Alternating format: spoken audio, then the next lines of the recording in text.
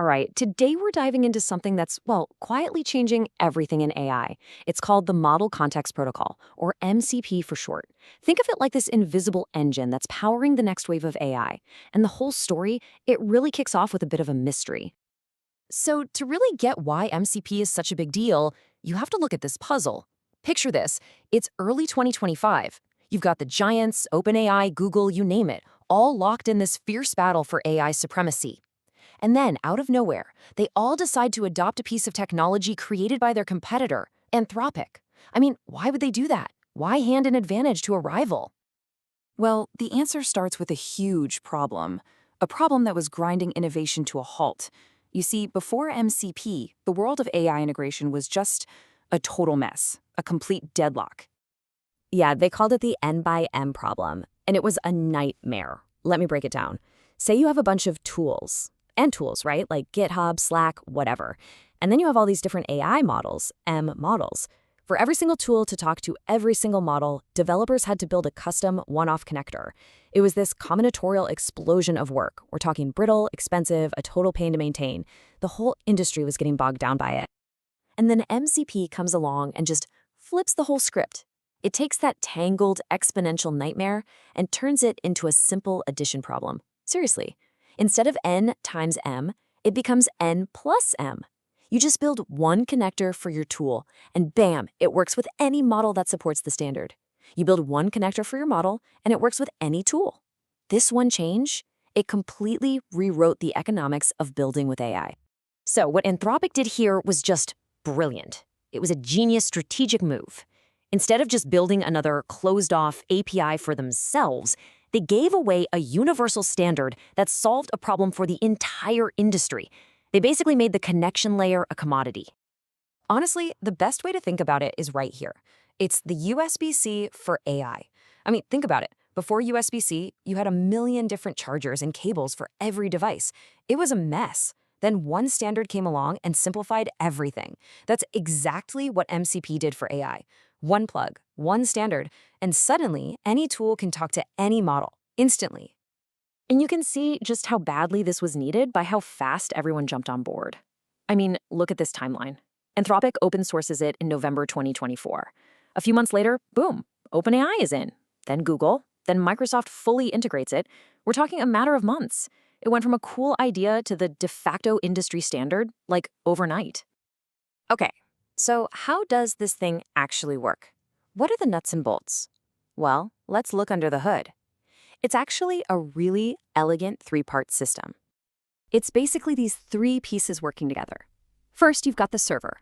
Think of this as the thing that offers up some capability, like a server that knows how to talk to your GitHub account. Next, you have the client. This is just a lightweight little connector inside your app that talks to that server. And then you have the host. The host is the big boss. It's your code editor, your AI assistant, the thing you're actually using. It manages everything, and most importantly, it's the security guard.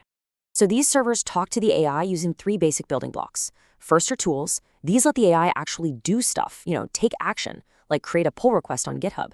Then you have resources. This is read-only data that grounds the AI in reality, like the actual content of a file or a database schema. And finally, you have prompts, which are just reusable templates or workflows for common jobs. That's it, a simple vocabulary that unlocks some really powerful stuff.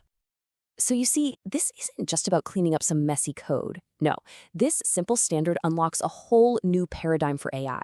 It's the key to what people are calling the new agentic era, where AI can actually act on our behalf. And this is maybe the most important part. We're moving from an era of AI hallucination to an era of grounded action, right?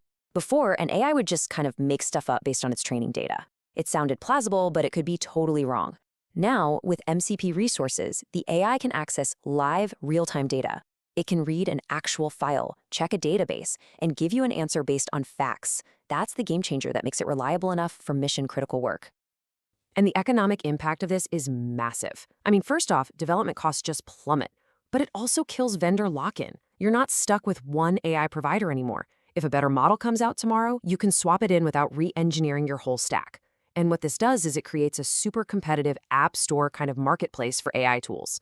The best tool can actually win no matter which AI model you're plugged into.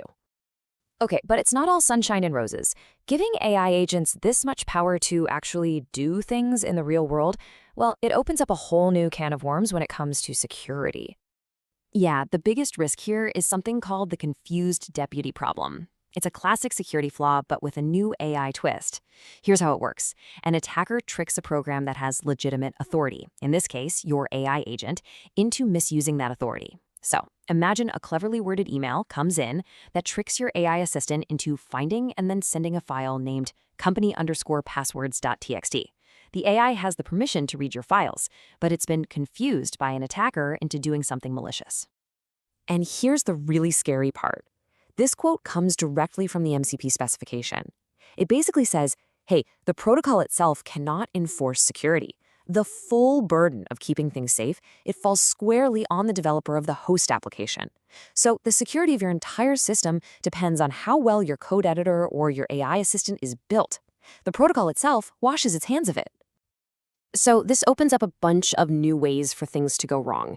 You've got supply chain attacks, where somebody publishes a malicious MCP server in a public directory. You've got to worry about prompt injection, where attackers write tricky prompts to hijack the AI's logic.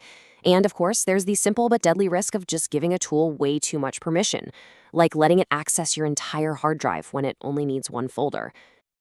So look, despite these very real security challenges, the move towards standardization is inevitable. The benefits are just too big. And this is all building towards a completely new foundation for the future. So make no mistake, MCP is here to stay. It is quickly becoming the quiet, invisible infrastructure of the AI era.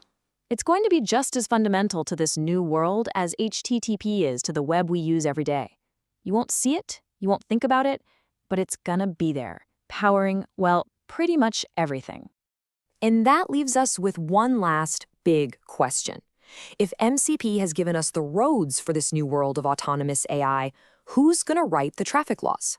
Who's responsible for setting the rules of the road to make sure this incredibly powerful new ecosystem is actually safe for all of us?